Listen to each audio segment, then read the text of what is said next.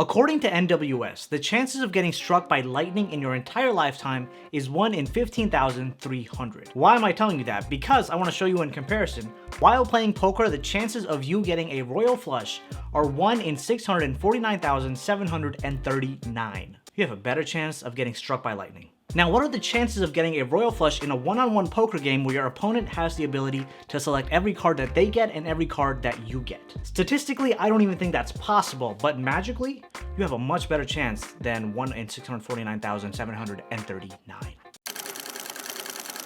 What up, crew? It is Magic Monday, and this is your place to learn Magic, master performance, and captivate audiences. If you're joining me for the first time, hey there, my name is Vineet, and I go by CardMechanic here on YouTube.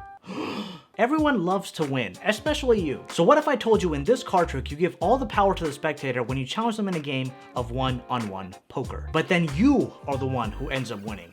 Huh? That'd be pretty cool. Scam all your friends and get all the money in the world. Okay, well, don't actually do that. I don't encourage that. Okay, but still, this card trick would be a great way to demonstrate your magical abilities and even showcase how lucky you can get. So before we get started, make sure to smash that like button and subscribe, and now, let's do it. Alright guys, so check this out. For those of you who are curious, they're going to be using these standard B playing cards because we're playing poker, so you kind of want to stick to traditions. We'll start off by giving the deck a little bit of a shuffle, just, because shuffling is nice once in a while.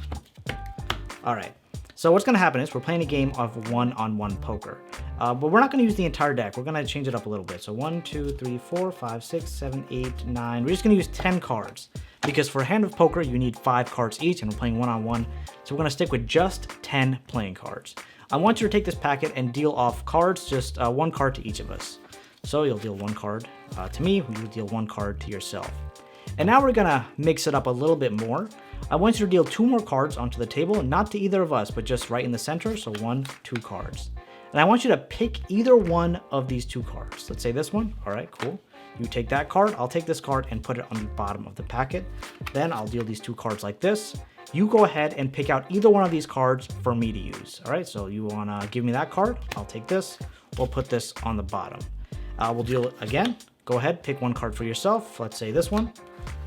And one last time, pick either one of these 2 cards for me. This one right here, all right? So now we have 3 cards each, but of course for a poker hand, like I mentioned, we need 5 cards. We're gonna switch it up just a little bit more, so I'm just gonna shuffle this up a little bit. Wanna make sure everything's going okay. Everything's above water here.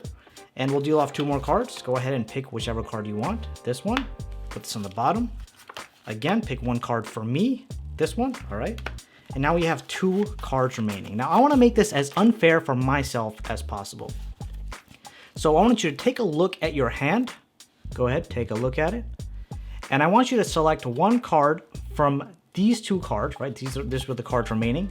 Select 1 card from these 2 cards that would make your hand even better. And for those of you who are not super familiar with poker, I'm gonna put the list of poker hands right on the screen so you can figure out which card would make your hand even better. All right, so if you have some experience playing poker, you would say this hand is, well, this card would make your hand even better. And that means I will take the remaining card. So you have 3 9s, 1, 2, 3, and 2 aces, which is a full house, which is a phenomenal hand to get. But you also dealt me a hand. And now let's see exactly what hand I got. I have a 10 of spades, I have a jack of spades, I have a queen of spades, I have a king of spades, and I think you know what direction this is going in. And I also have the ace of spades. So while you dealt yourself the full house, you actually gave me a royal flush. All right, my friends, so welcome to the tutorial. Just to give you some background on this effect, it's originally known as A Much Better Chance by Harry Lorraine, but I made a couple of modifications to this effect where the outcome is the same, but the technique behind how it's done has changed quite a bit. So given that background, let's go ahead and break it down. Oh, and by the way, this is like my favorite deck right now. These are the Spider-Man playing cards by Card Mafia. Check this out. If I open it up, the center lights up in blue. All right, now this is what's even cooler. You can open it up even more and go into kill mode. Bam, it turned red. Like that's pretty awesome. So anyway, if you want to pick up these playing cards, I'll put the link to them down in the description, but they are phenomenal. Leave them right over there. So anyway, the whole premise behind this trick is that you're challenging someone to a game of one-on-one poker, and you're demonstrating the fact that regardless of how the cards are dealt, how they're distributed, you will always win. So that being said, let's go ahead and actually dive right in. This trick does require a bit of a setup, so you will need to set up the top 10 cards of the deck. Of course, I'm sure you realized during the trick when it was done that there's no way you get a full house and a royal flush without the cards being set up. So you need to set up 10 cards on top. 1, 2, 3, 4, 5, 6, 7, 8, 9, 10. All right, and this is how you're going to select your cards. Of course, you need to get a royal flush. I like using the spades just because the spades are kind of the best, I would say. You have the ace of spades on top of your pile, so we'll put that face up, followed by the 3 arbitrary cards. I like to use the 3 nines just because they're not like a low card, but they're also not like a super high card. And compared to like a 10, it's not really, you know, that too bad. So there you go. You have an ace, 3 nines. Then you're going to put 2 of the royal flush cards, so either 10 queen, 10 king, jack king, whatever you want to do. Those 2 cards go next. Then you're going to put the 2 aces, and then you're going to put the final 2 remaining cards of the royal flush. And you have that. You're all set up and ready to go. Put this on top of your deck, and your deck goes in the tuck case. Now, when you start off the effect, you take out the deck of playing cards, and you want to give them a shuffle, because if you just start dealing right off the bat, obviously something could be set up. So I like to use a controlled overhand shuffle. I have a tutorial for it. I'll put the link on the description, or sorry, on the screen. I'll point it up here. Put the link on the screen and maybe in the description, probably not. But the way this is going to work is you're going to throw off a pile of playing cards, definitely more than 10. Peel off some in the back like this, or push some off in the back. This is called an in jog. Throw the rest over like this. Then here you're going to come down, push down, forward, and you'll see you're going to create a break with your thumb. You're going to shuffle out the rest of these cards just like this. And then when you get to the break, right, so throw all these off. When you get to the break, you're going to throw the rest of these cards over like this. And this will maintain your top 10 cards, 5, 6, 7, 8, 9, 10. So you see the top 10 cards are still maintained exactly how you want them to be. I also like to give the deck a false cut, so I swing over a couple of cards, swing over more cards, take these, bottom, middle, top, and the cards will always be maintained right on top of the deck.